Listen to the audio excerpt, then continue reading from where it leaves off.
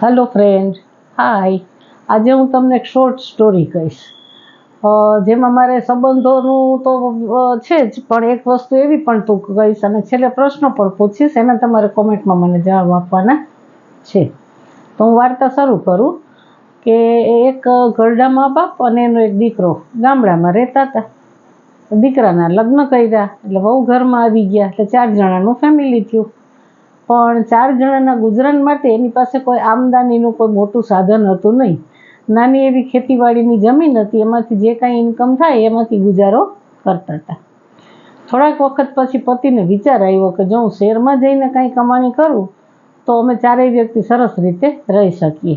એટલે એને પત્નીને વાત કરી કે તું જો રજા આપ તો હું શહેરમાં જઈ અને કાંઈક નાનું મોટું કામકાજ કરું અને પછી આપણે બધા શહેરમાં સારી રીતે રહી શકીએ. પત્નીએ મંજૂરી આપી દીધી કે હા, તમે ખુશીથી જાઓ.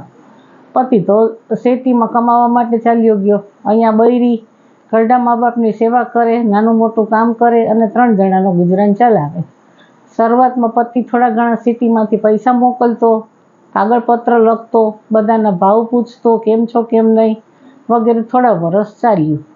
થોડા વર્ષ પછી પતિએ કાગળ લખવાનું બંધ કર્યું, ધીમે ધીમે પૈસા આપવાનું બંધ કર્યું અને પછી ઘરડા મા બાપ તો બીમાર રહેવા લાગ્યા.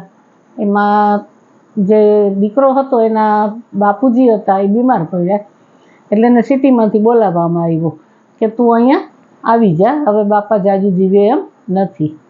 તો પતિ તો બહારગામથી આવી ગયો અને બાપા ગુજરી ગયા. વળી પાછો પતિ બધાની રજા લઈ અને શહેરમાં જતો રહ્યો. વળી થોડાક દિવસ કાગળપત્ર લખે, થોડા ઘણા પૈસા મોકલે ન મોકલે એમ કરતાં સમય પાસ થતો ગયો.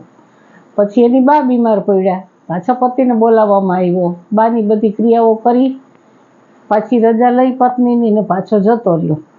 હવે તો ભાગ્યે જ કાગળ લખતો અને પૈસા મોકલવાની તો વાત જ નહીં. પત્ની હવે તો એકલી રહી ગામડામાં, પોતાનું ગુજરાન ચલાવતી, નાનું મોટું કામકાજ કરતી, ગામના લોકો એને મદદ કરતા અને પોતે એકલી જીવતી.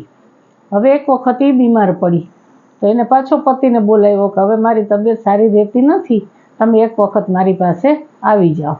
પતિ તો આવી ગયો અને પત્નીએ એને વાત કરી કે હવે મારાથી કાંઈ કામ થતું નથી. પત્નીને મનમાં એવી ઈચ્છા હતી કે હવે પતિ કહેશે કે ચાલ તને હું શહેરમાં લઈ જાઉં, ત્યાં આપણે બે નાના મોટું કામ કરશું. પણ પતિ એવું કશું બોલ્યો નહીં અને પત્નીએ પણ કોઈ એવી વાત બોલી નહીં.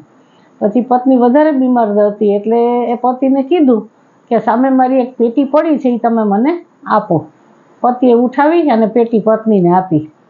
પત્નીએ તેમાંથી થોડાક રૂપિયા જે પોતે જમા કર્યા હતા, માંડ કરીને બચત કરી હતી, એ પતિને આપે છે અને કહે છે કે આ સિટીમાં મારી જે બેન અને તમારા જે બાળકો છે એના માટે જાઓ ત્યારે મીઠાઈ અને કપડાં લેતા જાજો, શાયદ હવે આપણે મળશું નહીં.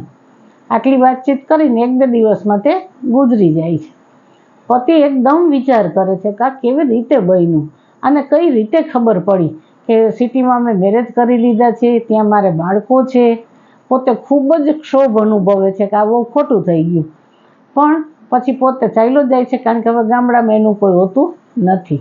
હવે આ ટૂંકી સ્ટોરીના અંતે હું તમને એ પૂછવા માગું છું કે આ સેક્રિફાઈસ હતો, કુટુંબ પ્રત્યેનો, પતિ પ્રત્યેનો પ્રેમ હતો, મૂર્ખામી હતી કે શું હતું, એ તમે મને કોમેન્ટ બોક્સમાં જણાવજો.